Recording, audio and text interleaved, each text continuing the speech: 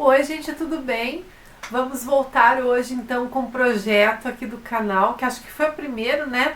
E que não tem fim, mas que fazia tempo que eu não trazia nada para vocês, que é o projeto Irmãs Brontë. E hoje eu vou falar sobre essa maravilha aqui, o Villette da Charlotte Brontë.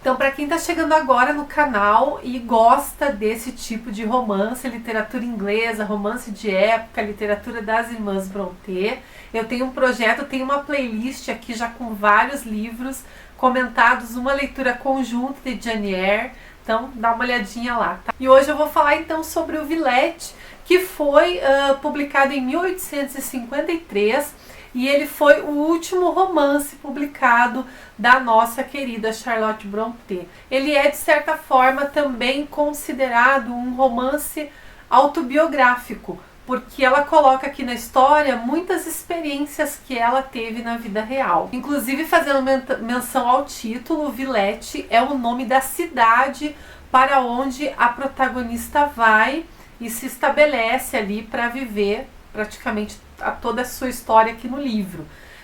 E Villette foi inspirado então na cidade de Bruxelas, na Bélgica, numa experiência que a Charlotte teve quando ela foi estudar na Bélgica com a sua irmã Emily, a Emily Brontë, que você já conhece, né? Do Morro dos Ventos Uivantes. Então, tanto a cidade fictícia foi inspirada nessa cidade real, quanto a sua experiência também estudando, trabalhando, e acredita-se que muito do que ela passou ali e dos sentimentos que ela coloca aqui foram a partir de experiências vividas também. Então a gente está falando aqui, gente, da protagonista Lucy, a Lucy Snow. Ela é uma menina que, como a maioria das protagonistas da Charlotte, se vê sozinha no mundo e precisa buscar o seu próprio caminho, que é uma das coisas que eu gosto muito na literatura da Charlotte Brontë, é essa ideia da protagonista heroína ser realmente uma mulher guerreira para a época em que ela vivia. Ela geralmente descreve as protagonistas na época em que ela escrevia mesmo, né? E a Lucy é assim, ela tá sozinha e ela tem que encontrar seu caminho. Ela vive numa época em que, se a mulher não era bonita nem rica, ela não conseguia um casamento. E na época a mulher só conseguia se dar bem na vida com casamentos, né? Essa era, na teoria, o pensamento coletivo, né? E as heroínas da Charlotte Brontë vão sempre contra isso, realmente provando que a mulher pode pensar, pode ser inteligente, pode ter uma profissão. E a Lucy representa muito bem isso aqui no livro. Inclusive, eu vou depois no final fazer uma comparação dela com a Jane Eyre, que é a queridinha aí de muitos leitores, né? Então, contando um pouquinho da história, a Lucy, ela vai começar aí numa fase ainda na adolescência. Ela vai ter por volta de 14, 15 anos, e ela está vivendo com uma madrinha, na casa de uma madrinha. Ali a gente já tem uma parte do comecinho do livro que discorre mais sobre experiências mais domésticas. Ela mora com essa madrinha tem um filho, e eles recebem também uma criança na casa, que é a Paulina, e ela é uma criança assim bem peculiar também, com um comportamento muito adulto, assim, me chamou muita atenção. Já é um começo assim, para mim foi bem interessante, mesmo sendo uma descrição mais doméstica, tá? Depois ela acaba saindo da casa dessa madrinha. Esses personagens, eles vão sumir por um tempo, depois eles voltam a fazer parte do livro, mas só depois de um tempo.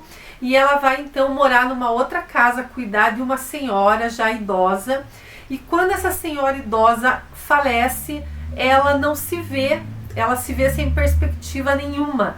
E é aí que ela resolve tomar uma decisão muito corajosa para as mulheres da época. Ela resolve então ir até Londres, assim, com o dinheiro que ela recebeu desse trabalho, dessa mulher que morreu. Ela recebeu um dinheiro aí para poder se sustentar por um tempo, e ela decide então, com esse dinheiro, fazer uma viagem, vai até Londres, e de Londres ela resolve então embarcar numa viagem de navio até os lados dessa cidade de Villette, que ela decide que vai ser em Villette depois que ela já está nesse navio. Ou seja, ela faz uma coisa que até nos dias de hoje é um ato corajoso, né? Sair sem rumo assim. Nessa viagem ela conhece outra personagem importante no livro, que é a Ginevra, que também é uma menina toda mimadinha, mas que vai acabar se aproximando dela, e mesmo ela não aceitando muito o comportamento dessa menina, elas são muito próximas aí durante toda a história. E é inclusive essa menina que vai dar dica para ela desse pensionato em Villette, porque é para lá que ela está se encaminhando, e a Lucy então decide que ela vai nesse pensionato para pedir emprego.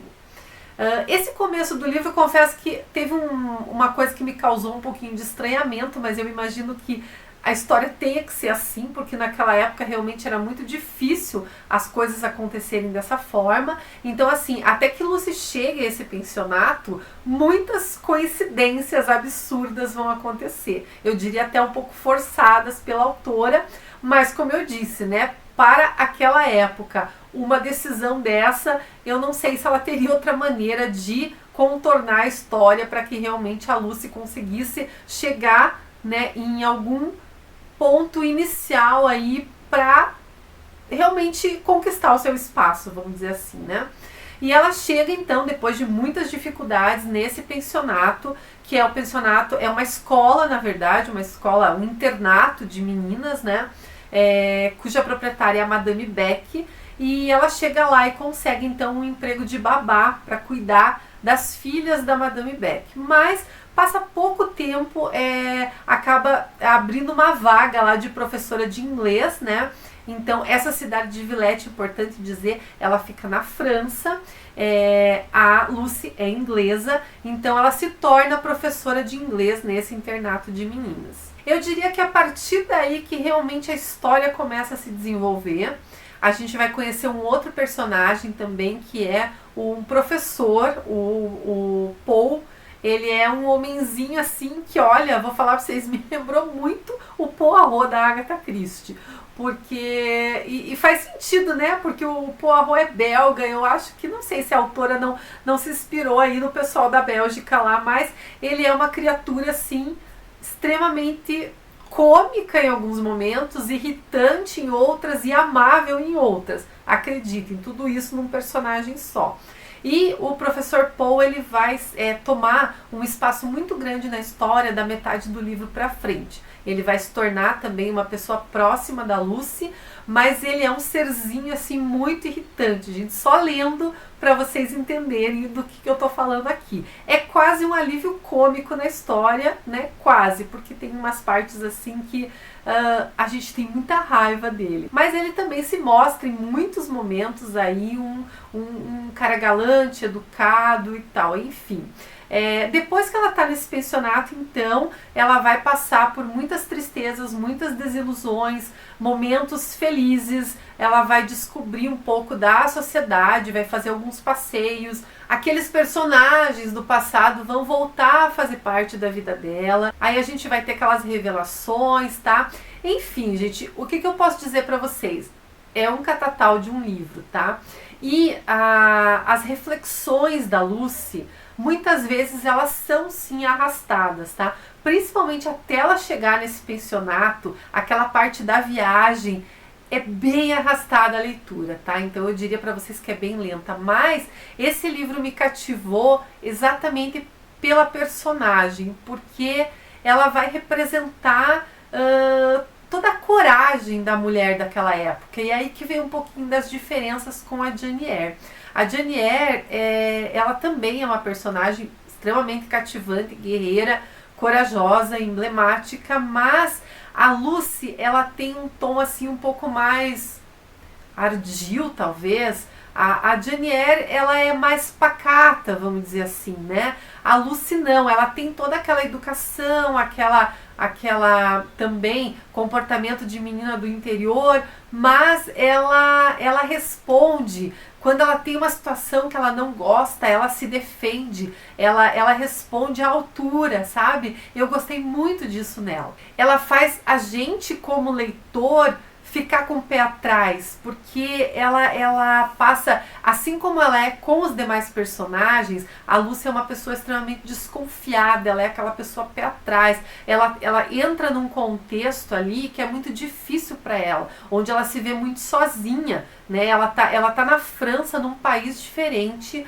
ela fala uma língua diferente, quando ela chega lá ela não aprendeu francês ainda, e ela também tem o impacto da cultura religiosa, porque ela é inglesa, ela é protestante, e os franceses são católicos, então toda aquela região ali, as pessoas são católicas, então ela tem esse choque cultural, apesar de tudo ela consegue vencer não só as barreiras impostas à mulher, por isso que apesar de ela ser, né, ter as virtudes dela, ela também tem defeitos, ela se desgasta, ela fica triste, ela não se conforma, que ela não tem amigos, ela quer se conectar com as pessoas, e ela é muito desconfiada e ela passa isso pra gente, tanto que, muito interessante, que é difícil eu ler algo nesse estilo, mas tem acho que umas 2 partes que a Lucy vai contar alguma coisa pra gente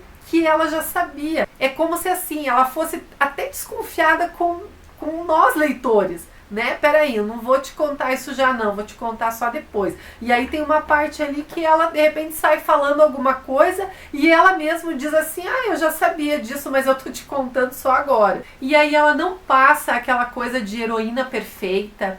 Tem uma passagem lá que ela começa a ter aulas com aquele professor Paul, e ela tem aulas de aritmética e ela não é boa para aritmética, ela tem muita dificuldade para contas de matemática e ela representa bem isso lá. Então não é aquela personagem perfeitinha, sabe?